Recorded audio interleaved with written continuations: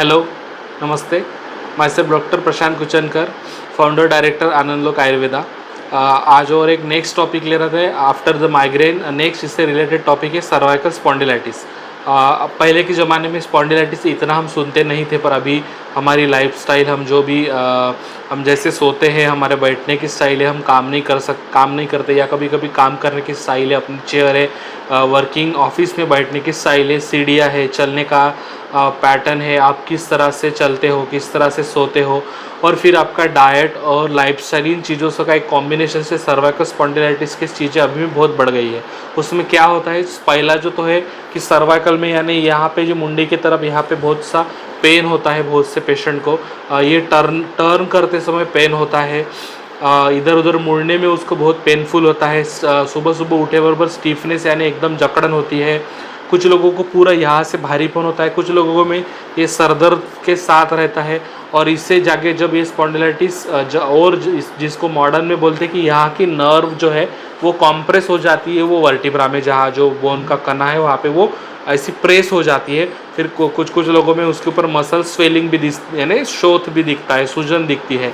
तो वो जितनी ज़्यादा बढ़ेंगी फिर उसके लक्षण ऐसे होंगे कि आपका पेन बहुत ज़्यादा बढ़ेगा।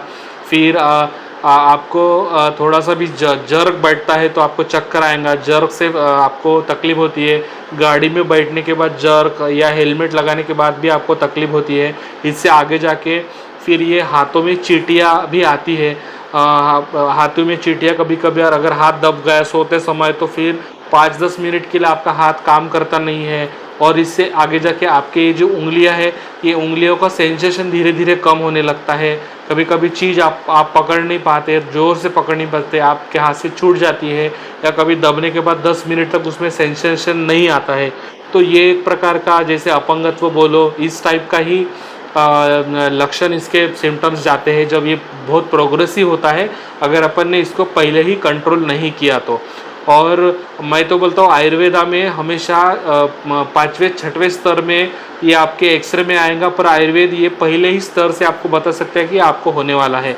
तो हमारा आयुर्वेद का देखने का नज़रिया इसमें एकदम क्लियर है कि इसका संबंध जैसे एक प्रकृति का कॉम्बिनेशन है।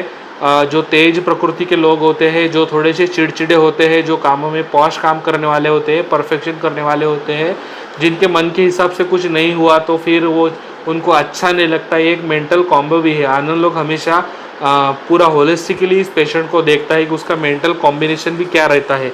तो ये चीज़ को अपन मेंटल कॉम्बिनेशन और डिसीज़ को अच्छे से मैनेज करके तो इसका अच्छा यूटिलाइज कर सकते, ये पर्सनैलिटी के और अपन अच्छे फ़ायदे भी ले सकते हैं।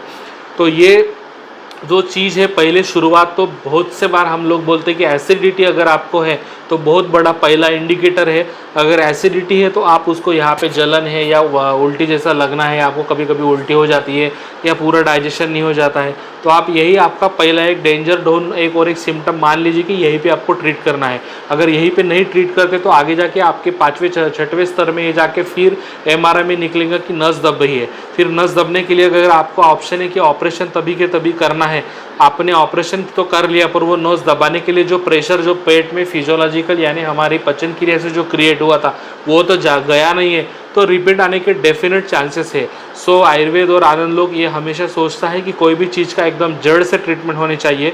तो हम लोग इसमें बराबर वो जो भी यहाँ की एसिड की लेवल हो, जो भी यहाँ से डाइजेशन का प्रेशर पीछे नस पे जाता है, वो हम डाइजेशन सुधारते हैं। डाइजेशन के एकदम अप्रोप्रिएट वो डाइजेशन के मेडिसिन बराबर उसके मन पे भी काम करेंगे, मन की चिड़चिड़ा शांत करेंगे, उसका जो ईगो वाला पार्ट है उसको भी हम बैलेंस करते हैं। इसके साथ में इस समय में जब ज़्यादा ही बढ़ जाता है आपके नर्व में और डिस्क में बल्ज, ऐसी कोई कॉम्प्लिकेटेड आपके MRI में आया है, तो हम इसमें डिटॉक्सिफिकेशन का यानी पंचकर्म हम यूज़ करते हैं जनरली, जो यहाँ से जो पंचकर्म किया जाता है, और दूसरा एक रक्तमोक्षण का पंचकर्म करते हैं। ये जब बहुत ही ज़्यादा लेवल आपका एनाटॉमी यानी आपके शरीर में बदलाव आया तब यूज़ करते हैं, सो दैट ये कम्प्लीटली रिवर्स हो सके। पंचकर्मा एक बहुत बड़ा टूल है है उससे तो अपन बहुत कुछ चीज़ें रिवर्स ला सकते हैं। उसके साथ में हम मेडिसिन से उसका पेन बंद करके सेंसेशन नॉर्मल लाते हैं, उसकी पूरा स्पाइन नॉर्मल लाते हैं, उसका स्पाइन का अलाइनमेंट जो थोड़ा सरका हो उसको भी हम फिर बाद में उसका एक एक्सरसाइज पर्टिकुलर उसका योगा का एक कॉम्बिनेशन है वो पूरा ऐसा पूरा आनंद लोग हमेशा हर चीज़ के लिए एक कॉम्बो पूरा डिज़ाइन करता है जो सभी साइंस का एक दूसरे से डॉट जुड़ा हुआ है। इससे हम कंप्लीटली उसको रिलीफ करके उसका पेन से लेके पूरा स्पाइन ठीक करने तक आनंद लोग में ये आपको सेवा मिलती है। सो आप इसके लिए कभी भी कंसल्ट कर सकते हैं हमारे रिसेप्शन नंबर पे। Thank you.